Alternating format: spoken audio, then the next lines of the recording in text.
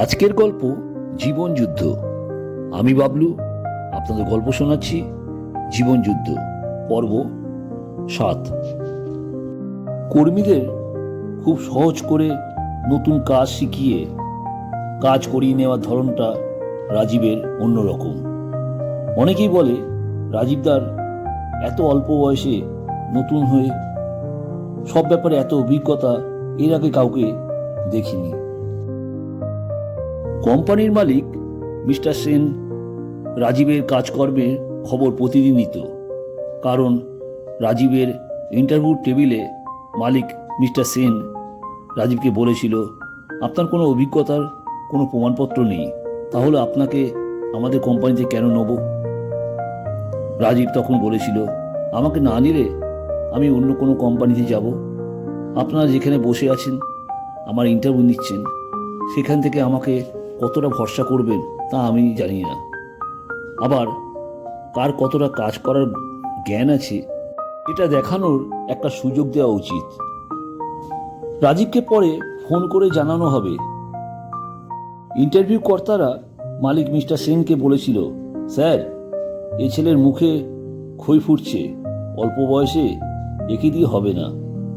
Mister Sen কিছুক্ষণ চুপ করে থেকে বলে, আজ প্রায় 10 জন এখানে ইন্টারভিউ দিতে এসেছে, কিন্তু এই ছেলের মধ্যে যা আছে বাকিদের মধ্যে তা নেই।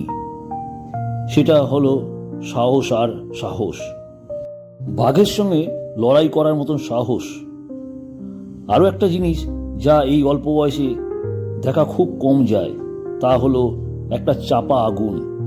ঠিক জায়গায় কাজে লাগাতে পারলে জীবনে উন্নতি করবে এই ছেলে। কোম্পানির মালিক মিস্টার সেন এর চেম্বারে দরজাটা ঠেলে রাজীব নিজের মুখটা বাড়ালো, বলো, স্যার আসবো? মিস্টার সেন বলে, oh yes mister Rajiv Roy, come in. Rajiv চেয়ারে বসে 2 কাপ কফি টেবিলের ওপর দিয়ে যায়। মিস্টার সেন একটা টাকা ভরা খামে রাজীবের হাতে তুলে দেয়, বলে, এটা তোমার স্যালারি। রাজীব বলে, স্যার, এতে টাকাটা মনে হয় বেশি আছে। মিস্টার সেন অবাক হয়ে বলে, তুমি কি করে জানলে? রাজীব কথাটা ঘুরিয়ে বলে, না, মনে হলো তাই বললাম। মিস্টার সেন বলে, হ্যাঁ, ঠিকই বলেছ, তোমার স্যালারি যা ছিল এখন থেকে আরো 2000 টাকা বেশি দেওয়া হবে তোমার কাজের পারফরমেন্স দেখে। মিস্টার সেন বলে, রাজীব, একটা কাজ তোমাকে দেব। প্রায় 3 মাস আগে আমি আমাদের কিছু ম্যানুয়াল মেশিন পরিবর্তন করে সুইজারল্যান্ড থেকে অটোমেটিক মেশিন আনিয়েছিলাম।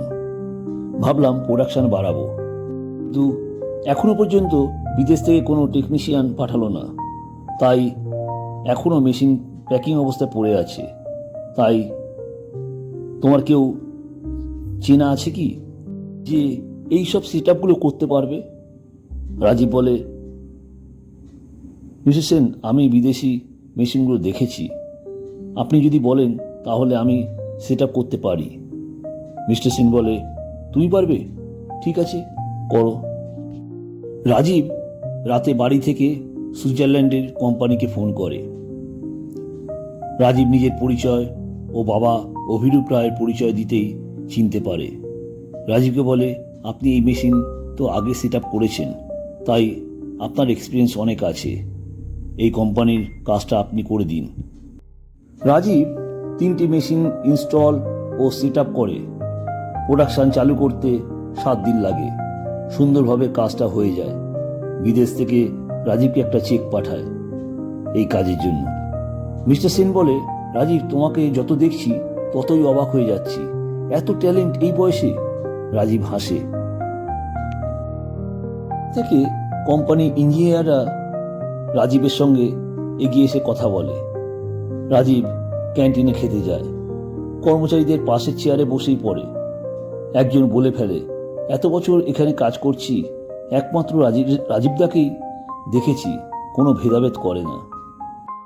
একজন বাড়ি থেকে পরোটা আচার নিয়ে এসে রাজীব হাতে দিয়ে বলে, মা আপনার জন্য পাঠিয়েছে। রাজীব খেয়ে বলে, মায়ের হাতের রান্না খুব ভালো হয়েছে। সবাই হাততালি দেয়। মিস্টার সেন ক্যান্টিনের পাশ দিয়ে যাচ্ছিল। এত হাসি ও হাততালির আওয়াজ পেয়ে ক্যান্টিনে ঢুকে পড়ে। কী ব্যাপার বলে তাকাতেই দেখে কর্মচারীরা চারধারে বসে আর রাজীব তাদের মধ্যে বসে আছে। মিস্টার সেনকে দেখে সবাই চুপ হয়ে যায়। রাজীব স্যার বলে উঠে দাঁড়ায়। দাদু আছে, সবাই এত পছন্দ করে। রাজীব বলে, স্যার আচার দিয়ে পরোটা খেয়েছেন? এই নিন, খেয়ে দেখুন বলে টিফিন বক্সটা এগিয়ে দেয়। মিস্টার সেন হাসি মুখে এক টুকরো পরোটা আর আচার খায়। বলে, ভালো। বলে, রাজীব তুমি বাড়ি থেকে এনেছো? রাজীব বলে, না স্যার, এটা সতীশদা এনেছে। সতীশ বলে, রাজীবদা আমার মায়ের হাতের পরোটা আচার খেতে ভালোবাসে, তাই আমার মা মাঝে মাঝে পাঠায়। মিস্টার সেন রাজীবের পিঠ চাপড়ে চলে যায়। মিস্টার সেন আগে প্রয়োজনে মাঝে মধ্যে ওয়ার্কশপে যেত, কিন্তু রাজীব আসার পর থেকে প্রতিদিন একবার হলেও ওয়ার্কশপে ঘুরে আসা যায়। আজ দুপুরে টিফিন হতে প্রায় মিনিট 15 দেরি।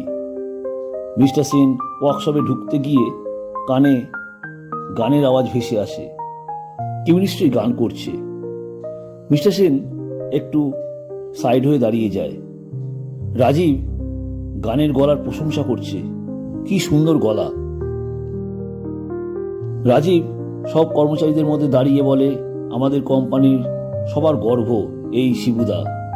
যেমন গানের গলা, তেমনি এই সপ্তাহে সব কর্মীদের থেকে বেশি মাল প্রোডাকশন দিয়েছে। তার জন্য আমি শিবুদাকে 500 টাকা নগদ পুরস্কার করলাম। পুরস্কার প্রাপক শিবুবাবু টাকা হাতে নিয়ে বলে, গান ভালো লাগার জন্য ধন্যবাদ। আর এই সপ্তাহে সেরা পুরস্কার পেয়ে আমি খুব খুশি। এটাও বলে দিই, সামনের সপ্তাহে এই পুরস্কার আমি নেব। রাজীবদা আমার কাছে ভগবান। তোমরা জানো না, একটা কথা রাজীবদা বলতে বারণ করেছিল, কিন্তু আমি তোমাদের বলতে চাই। গত সপ্তাহে আমার ছোট ছেলে হসপিটালে একটা অপারেশন হয়েছে। 12 বছরের ছেলে যন্ত্রণায় সারা রাত ঘুমায় না। মা রে বাবারে, আর সে কি কান্না। রাজীবদা জানতে পেরে আমার সঙ্গে হসপিটালে যায়। আমার সামনে ছেলে যন্ত্রণা করছে বলে কাঁদছিল। আমি রাজীবদার পরিচয় করিয়ে দিই। রাজীবদা ছেলের মাথায় হাত দিয়ে মাথার চুলগুলো নাড়ি দিয়ে বলে, যা আমি ম্যাজিক করে দিলাম, তোর ব্যথা আর থাকবে না। আর এই দুটো বই পড়বি। সেই রাত থেকে আমার ছেলের কান্না বন্ধ। সারাদিন রাত বই পড়ে আর মুখটা হাসি হাসি। এখন ছেলে বাড়িতে ভালোই আছে। এখন প্রতিদিন ছেলে বলে, বাবা একদিন রাজীব কাকুকে আমাদের বাড়িতে নিয়ে এসো। রাজীব হেসে বলে, শিবুদা আজ ফ্যামিলিকে নিয়ে বাইরে খাওয়া দাওয়া করবে। মিস্টার সেন আজ কয়েক মিনিটে এত বড় একটা জ্ঞান অর্জন করবে তা নিজেই স্বপ্নেও ভাবেনি। আজ প্রায় 4-5 মাস হলো রাজীব এই কোম্পানিতে আছে। রাজীবের স্যালারি অনেকটাই বেড়েছে, কাজের চাপও অনেক বেশি। তাছাড়া রাজীব কাজ করতে ভালোবাসে। মিস্টার সেন বলে, রাজীব আমাদের কোম্পানির বেশ কিছু মেশিন অন্য রাজ্যে বিক্রি করেছি, সেগুলো কিছু একটা সমস্যা হয়েছে। তুমি এসব ব্যাপারে এক্সপার্ট, তাই তুমি একবার যাবে কি? রাজীব বলে, অবশ্যই যাব স্যার। মিস্টার সেন বলে, কোম্পানিটা উড়িষ্যার কাছে ঝাড়শুকড়ায়। আগামী মাসে যেতে হবে। ট্রেনে যাবার ব্যবস্থা করে জানাবো। রাজীব ভাবে, দুম করে হ্যাঁ যাব বলে তো দিলাম, কিন্তু মাকে তো আবার রাজি করাতে হবে। আজ বিকালে আলো থাকতে থাকতে রাজীব বাড়িতে ঢোকে। অর্পিতাকে বলে, মা মিস্টার সেন আমাকে কোম্পানির কাজে ঝাড়শুকড়া যেতে বলছিল, আমি রাজি হয়ে গেছি। অর্পিতা বলে, ভালো করেছিস। সন্ধ্যা নামে। অর্পিতা ঠাকুর পুজো ও সন্ধ্যা আরতি করে দোতলা থেকে নিচে নেমে আসে। রাজীব সোফায় বসে আছে। অর্পিতা রাজীবের পাশে এসে বসে। বলে, হ্যাঁ রে রাজীব, বাইরে যাওয়ার কথা বলছিলিস? তা হাতে তো প্রায় 1 মাস সময় আছে। রাজীব মাথা নেড়ে বলে, ঠিক বলেছ। শরৎ চা নিয়ে আসে।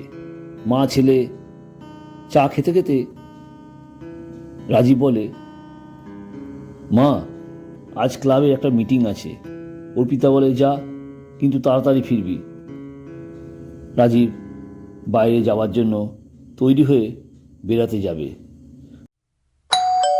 এসে বলে, আসুন বিজনদা, সঙ্গে অনিতাদিকে এনে ভালো করেছেন। রাজীবের হবু শাশুড়ি মা রাজীবকে বলে, এখন কি করছো রাজীব? রাজীব বলে, এখন একটা কাজ করছি। কিছুক্ষণ পর রাজীব ক্লাবে যাওয়ার জন্য বের হয়। বিজনবাবু ও স্ত্রী অনিতা এতক্ষণ অর্পিতার সঙ্গে কথাবার্তা বলছিল। আজ বিজনবাবু কিছু একটা বলার চেষ্টা করছে, কিন্তু বলতে পারছে না। বিজনবাবুর স্ত্রী অনিতা নিজের স্বামীকে বলে, কি গো, দিদিভাইকে আসল। বিজনবাবু বলে, অনিতা, তুমি বলো বৌদিকে। অনিতা বলে, দিদিভাই, আমরা কবিতার মা বাবা, মেয়ের যাতে ভালো হয় তা বিচার করার দায়িত্ব আমাদের কাছে আছে কিনা বলুন। অর্পিতা বলে, নিশ্চয়ই, তো ঠিক কথা। অনিতা বলা শুরু করলো, দিদিভাই, রাজীব এখন ভালো ইনকাম নেই। বিজনের অফিসের এক বন্ধুর ছেলে বিদেশে থাকে, ভালো ইনকাম করে।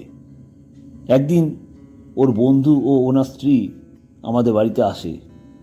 কবিতাকে দেখে পছন্দ হয়। ওনারা পুত্রবধূ করবে বলে আশীর্বাদ করে। কবিতা রাজি হয়নি। আমরা আর না বলতে পারলাম না। তাছাড়া আমরা এখন রাজীবের উপর ভরসা করতে পারছি না। নমস্কার, আমার গল্প আপনাদের কেমন লাগছে জানাবেন।